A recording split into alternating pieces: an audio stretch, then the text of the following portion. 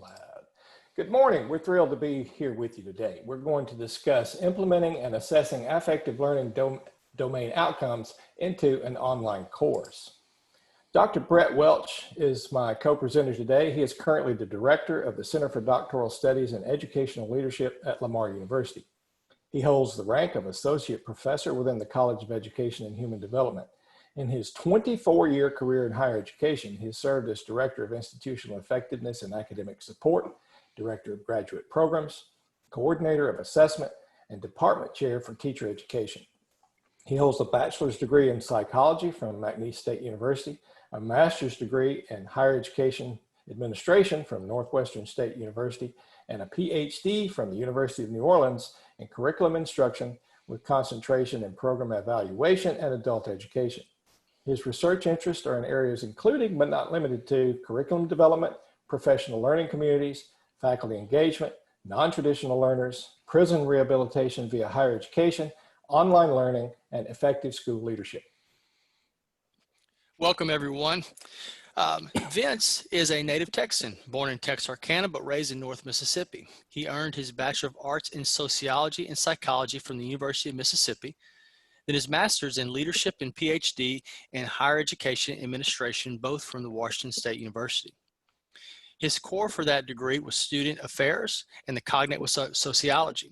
He completed his dissertation research while living and working in China for 6 years. He conducts mixed methods research situated in an organizational institutionalism framework that draws from diverse academic fields, including anthropology, economics, education, management, leadership, political science, psychology, and sociology. His broad research interests are transnational education, student retention, and organizational change and turnaround. Vince accepted a tenure-track assistant professor position at Lamar University in January 2019. So next, we're going to look at our learning outcomes, then some background and research framework, the nomenclature, what are MCE, what is MCL, the affective learning taxonomy, look at emotions in learning. Then we'll talk about our environment setting in the online classroom, look at how we did formative assessment, and then text analysis and visualization. And we hope to inspire some rich discussion later on. We hope that our participants will leave here having identified both meaning-centered education and meaning-centered learning. We want you to be able to differentiate the affective learning domain taxonomy. Finally, we have included one effective learning outcome for our presentation. We are also optimistic that you will begin to challenge the assumptions of a cognitive-only learning outcomes assessment paradigm. So affect is a complex collection of emotions that together equal a state of mind. Attitudes are reflections of that state of mind, or a disposition, or an affect. Emotions are positive or negative feelings, including reactions, judgments, and perceptions. Assessments, judging or deciding the moment value, quality, or importance of student learning. Evaluations, judging the worth of a program or other entity, such as an academic course or a person, based on a series of assessments. In human resource development, evaluations are broken down into levels which are somewhat equal to assessments in education. Phenomenology is a type of inquiry based on the premise that reality is constructed by individuals and is not collectively understood, nor is it objectively agreed upon. And finally, values are things that motivate a person or an organization to act in certain ways. We generally see that values are reflected through individual or organizational behavior. So in August 2000, the Competency Standards Project, another approach to accreditation review, was published on the chia.org website based on a project set up by NCAMS. They recommended cognitive learning outcomes, and since then, cognitive learning outcomes have been critical components of accreditation. Accrediting agencies and, as a result, universities have since adopted cognitive learning outcomes for everything. Now, Spady in 1994 had claimed that cognitive learning outcomes were not appropriate measures of values, beliefs, attitudes, or psychological states of mind. And even earlier than that, Piaget had observed that at no level and in no state, even in adults, can we find behaviors or states which are purely cognitive without affect, nor purely affective states without cognitive elements. Despite numerous calls over decades of research to include all learning domains, education remains laser focused on cognitive learning outcomes. Affect has either been relegated into other learning domains or, in worst cases, blacklisted as something unworthy of further study. So the book Meaning-Centered Education, International Perspectives and Explorations in Higher Education sets out meaning-centered learning as a theory, and then meaning-centered education as a framework or a philosophy. On the left graphic here, we see the cognitive domain with which we are all familiar. The right graphic is our focus today.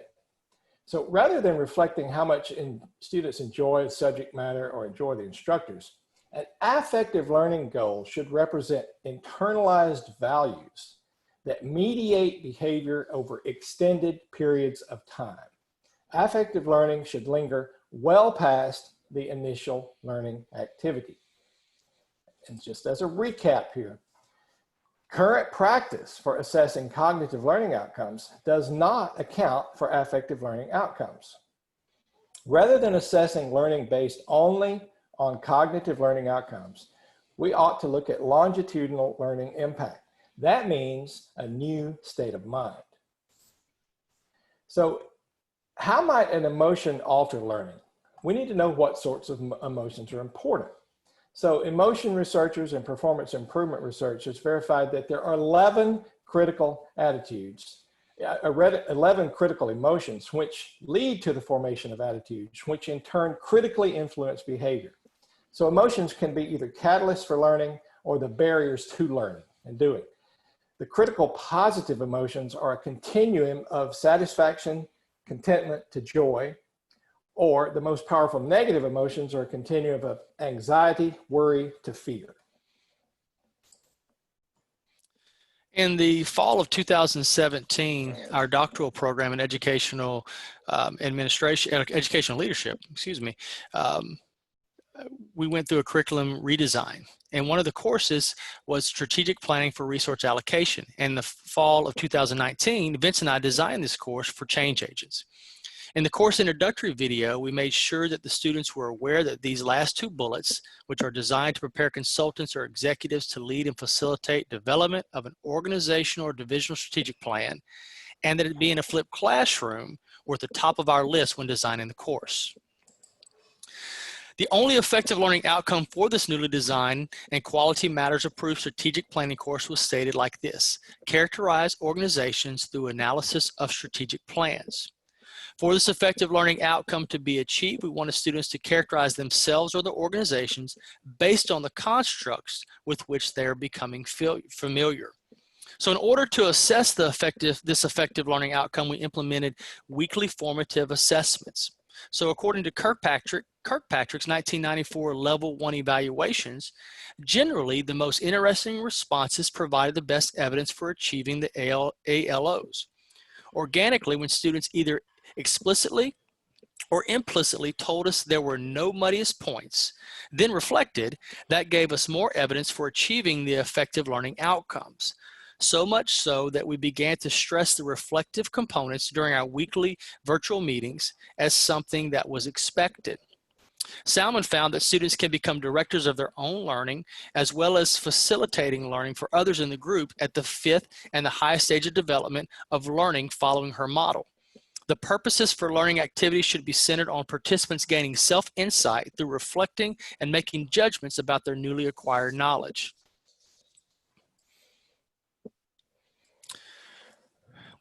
Learning should be guided by students' performances, and authentic formative assessments informs what students know when they know it, and conversely, what students do not know. And this is why these were our catalysts for using formative assessments. And as you'll see in the next slide, the emotions coded, you can see the list of them there, but at the very top, coded segments of text through 57 students. Contentment, anxiety, and worry at the top. Satisfaction is also there as well, and you can see the other list.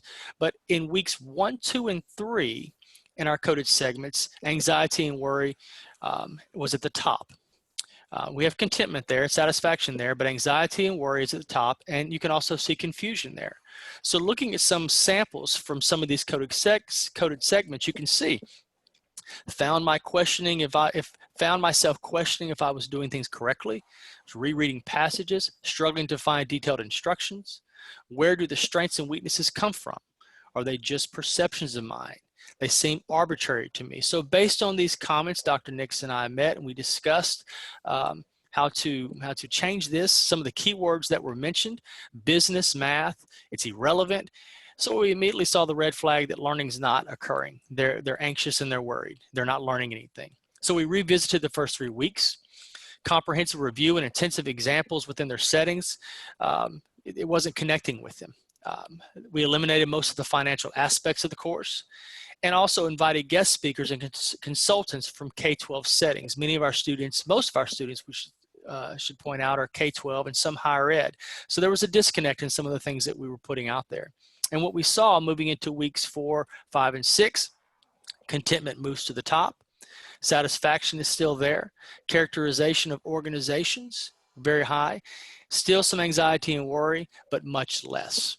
And some of the comments to reflect the flipped classroom. This week I have given great consideration to the development, creation, and implementation of an organizational strategic plan. I greatly appreciate the respect paid to class comments from these assessments. I feel that the inclusion of the course is a smart move on the part of the university. So we feel that although at the beginning of the course, with those comments reflecting anxiety and worry, instead of waiting to the end, we intervened early. And by the end of the course, we were seeing much less anxiety and worry, more contentment, and most importantly, student learning. So why would we want to include affective learning outcomes along with cognitive learning outcomes? Well, we're not just interested in skills. We want to see what students' behaviors might be.